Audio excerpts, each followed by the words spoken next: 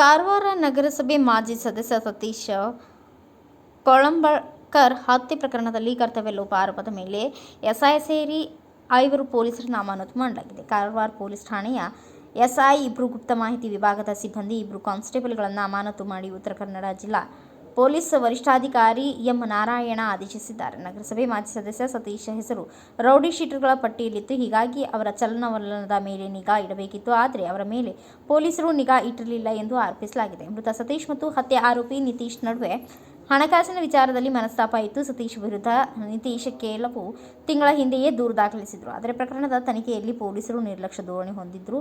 ಅವರ ನಿರ್ಲಕ್ಷ್ಯವು ಕೊಲೆಗೆ ದಾರಿ ಮಾಡಿಕೊಟ್ಟಿದೆ ಎಂದು ದೂರಲಾಗಿದೆ. ತನಿಖೆಯಲ್ಲಿ ನಿರ್ಲಕ್ಷ್ಯ, ಕರ್ತವ್ಯ ಲೋಪ ಆರೋಪದ ಮೇಲೆ ಎಸ್ಐ ಸೇರಿ 5 ಪೊಲೀಸರನ್ನು ಅಮಾನತು ಮಾಡಲಾಗಿದೆ ಎಂದು ಪೊಲೀಸ್ ವರಿಷ್ಠಾಧಿಕಾರಿ ತಿಳಿಸಿದ್ದಾರೆ.